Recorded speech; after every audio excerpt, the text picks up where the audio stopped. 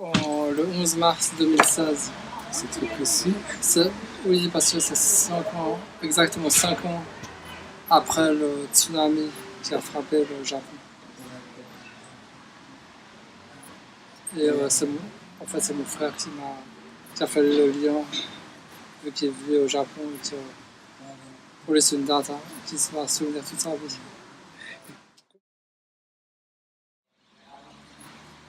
Alors j'ai eu de la chance, entre guillemets, dans le malheur, c'est-à-dire que au départ j'ai eu des difficultés à marcher. Et c'est ça qui a fait que j'ai décidé d'aller voir mon généraliste. Et lui, après un examen rapide, il a prononcé le mot Steiner. Alors c'est un généraliste. Et donc vu qu'il avait cette suspicion, il m'a envoyé directement chez un neurologue. Et puis pour le neurologue, il a mis à peu près 5 minutes à dire qu'effectivement c'était la maladie de Steiner. Et il a même félicité le généraliste parce que c'était pas du tout son domaine. Il se rappelait d'un cours de neurologie qu'il avait eu et c'était vraiment une chance en fait. Il y avait aussi, bon, c'était un bon coup sur la tête, mais c'était aussi un soulagement dans le sens où il y avait un certain nombre de choses que j'avais beaucoup de peine à faire. Par exemple, à un moment donné, j'ai déménagé un sofa, enfin un canapé avec mon père et j'avais énormément de peine. Et à un moment donné, je l'ai lâché parce que j'avais juste pas la force. Et mon père me regardait avec un air. J'étais la personne qui avait de la mauvaise volonté, qui avait pas envie, qui était lésif, feignant, etc. Ouais, mon père il me regardait comme ça, donc c'était assez difficile. Alors, et le jour où j'ai eu le diagnostic, ça expliquait tous les petits soucis que j'avais dans le quotidien. Donc dans ce sens, c'était un soulagement. Puis évidemment, le regard de mon père a complètement changé. Maintenant, il a beaucoup de compassion, de compréhension. Et aussitôt que j'ai un petit souci, il arrive au courant chez moi pour m'aider. Enfin, ça a complètement changé cette partie de l'équation. Alors évidemment, après, j'ai commencé à surfer sur Internet. J'ai trouvé un site, déjà tout ce que tu m'as donné aussi, tu m'as donné énormément d'informations. Et puis j'ai trouvé un site qui s'appelle maladie-de-Steiner.info qui régulièrement, quand il y a par exemple la découverte par rapport à la méthyline que tu m'avais envoyé, genre 2-3 jours après, j'ai reçu une alerte de ce website qui me disait que la méthyline avait été testée. Et je pense chaque fois qu'il y a un nouveau paper, scientific paper qui sort, ils envoient une alerte et j'ai directement accès à l'article en fait. Donc tu tiens tes connaissances à jour. Ouais, je pense à peu près à jour. Et puis aussi à FM Téléthon, quand ils envoient des newsletters, quand il y a un paragraphe sur la Steiner, c'est évidemment je vais le dire.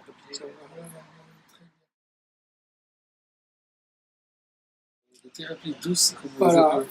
Alors ce que j'ai découvert aussi dans les recherches, ça je pense que les gens ils vont pas aimer entendre, mais c'est que la médecine conventionnelle, ce qu'on appelle médecine traditionnelle, elle peut rien faire pour nous. Donc j'ai été voir les meilleurs spécialistes au CHUV, à Lausanne, et je le savais d'avance qu'ils ne pouvaient rien pour moi. Et en fait, les connaissances qu'ils ont, c'est juste de l'empirique, c'est en observant tous les cas qui peuvent peut-être faire des synthèses, des déductions. Il n'y a pas de médicaments. Et donc, partant de ce constat, il faut trouver autre chose. Donc moi, je me suis tourné vers plusieurs thérapies, notamment la kinésiologie, qui travaille sur la mémoire cellulaire, autant que je sache, sur la microkinésie, qui semble travailler sur l'épigénétique, qui est une discipline assez nouvelle, et aussi bien sûr la naturopathie, qui travaille avec la médecine chinoise, l'acupuncture, et puis aussi des médecines énergétiques. Et aussi, ce que m'apporte beaucoup la naturopathie, je pense, c'est tout l'aspect nutrition. Et je pense que la nutrition, c'est absolument essentiel pour gérer toute l'irritation qu'on a, pour gérer un certain nombre de choses, pour gérer la flore intestinale. Parce que dès le moment où la flore est en ordre, tout le reste va beaucoup mieux. Et je pense que d'un point de vue médicament, medication, enfin tout ce qui est médicaments, je prends aussi pas mal beaucoup de compléments alimentaires naturels pour avoir un maximum, pour être sûr d'avoir pour nourrir tous les aspects de physique. Après, je pense qu'il y a tous les aspects métaphysiques qui sont un peu plus délicats. Mais voilà, je peux en parler si vous voulez, mais sinon, ouais, C'est la raison pour... donc ça fait depuis 6 mois après le diagnostic, je suis devenu végétarien. Et puis là, je pense que je vais faire un pas supplémentaire vers le végétalisme, ce qu'on appelle vegan. Ouais. C'est le terme anglais, mais tout le monde utilise ce terme. Plus strict. Ouais, surtout. Bon, ça fait déjà 25 ans que j'ai éliminé le lait de vache, ça paraissait assez évident. Et maintenant, je vais essayer d'éliminer le fromage surtout, qui est très acide et qui est très irritant. Et tout ce qui est poivre et piment, tout ce qui est finalement, tout ce qui est harmful, tout ce qui est harmful, je sais pas, pour la flore en fait. Voilà, ouais, qui pourrait affecter. Ouais, tout ce qui peut affecter de Voilà. façon négative la flore intestinale. Donner. Bah, disons qu'il y a aussi un aspect qui est négatif dans le diagnostic, c'est que je me suis dit que maintenant je suis malade. Donc maintenant j'ai des excuses pour pas faire. Mais bon, après il y a quand même parce que ça a quand même commencé par la démarche, c'est un peu bizarre. Et à ce moment-là, je faisais un peu avant le problème de démarche, je faisais encore des courses de montagne et puis je me rendais compte que j'avais de plus en plus de peine. Donc j'ai trouvé plein d'excuses, j'ai changé de chaussures, j'ai bien mangé avant de faire une course. Après je me suis dit bon, il faut que je m'entraîne, que je me suis infligé des trucs incroyables. Où j'arrivais à ma voiture, c'était surtout en descente que j'avais beaucoup de peine. Enfin, on le sait bien. Ça prend plus de muscles. Ouais, voilà, ça prend plus de force. Et j'arrivais à la voiture, j'étais quasiment en pleurs parce que tellement j'étais épuisé, tellement j'avais mal et tellement ça n'allait pas du tout. Et puis moralement, je me suis dit, mais c'est pas possible. C'est pas possible. Il n'y a aucune raison pour que j'arrive plus à faire ce que j'ai toujours fait, ce que j'ai toujours eu du plaisir à faire. C'est un processus. Donc là, il faut accepter le fait que la montagne, pour moi, c'est un peu fini. Enfin, c'est complètement fini. Et c'est d'autant plus frustrant que quand je suis rentré en Suisse, mon fils avait 3 ans et je me suis dit, ça va être fantastique, je vais faire tous les sommets que j'ai fait, je vais les faire avec mon fils, je vais faire découvrir toute cette partie de ma vie que j'avais avant, que je peux pas en fait. Ça tombe un peu à l'eau, complètement à l'eau.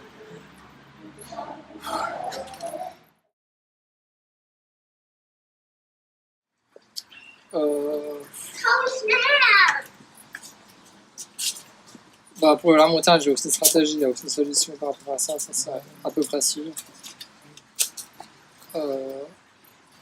Donc, je pense la meilleure stratégie que j'ai, c'est d'y aller. C'est d'y aller.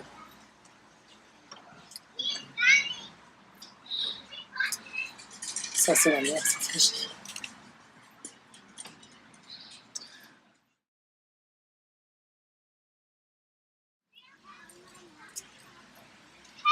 Je dirais d'aller chercher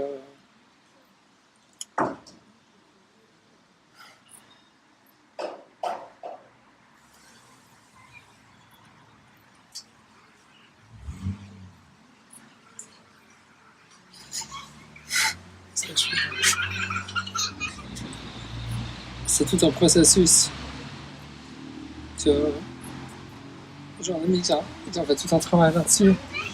C'est un peu la même chose, les gens qui ont un accident de travail Et puis tout d'un coup, il perd la capacité de travailler, en fait. Donc, il a fait un travail, toutes les phases, en fait. La phase où on a le diagnostic, après, il y a comme une descente. Et après, une remontée pour arriver à une phase de sérénité. Donc, j'y suis pas encore. Ça comprendrait longtemps. Ça mettra très dur. Ouais. Donc, j'y suis pas encore. Et puis, par rapport aux personnes que j'en ai d'ailleurs discuté un petit peu tout à l'heure, c'est que là, je vous ai expliqué tous les aspects, enfin, tout ce que j'ai été chercher à l'extérieur, au niveau des thérapies parallèles et tout ça. Parce que je pense que très important, ce que je fais, c'est d'aller chercher à l'intérieur. En fait.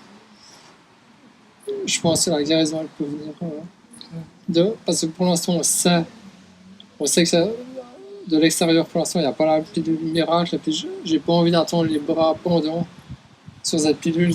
Peut-être elle arrivera, peut-être pas. Ce qui est sûr, c'est que tout le travail intérieur que je peux faire au niveau méditation et analyse de mes rêves et tout ça, je pense que ça peut m'aider. Déjà mentalement, ça peut m'aider dans tout ce processus d'acceptation. Ça peut m'aider vraiment globalement, mentalement, physiquement, je pense, sur la globalité de ma personne, une approche plutôt holistique, comme on dit. Donc pas seulement littéraire, puis comprendre l'extérieur, mais aussi un travail intérieur important qui peut vraiment m'aider. Rien que pour cet aspect d'accepter, de sérénité. Mais aussi pour... moi, je pense que je peux aller beaucoup plus loin avec ça. Mais bon, ça se voit, il me reste encore un petit peu de chemin. Ouais. Mais ce qui est important, c'est le chemin, c'est pas la finalité, en fait.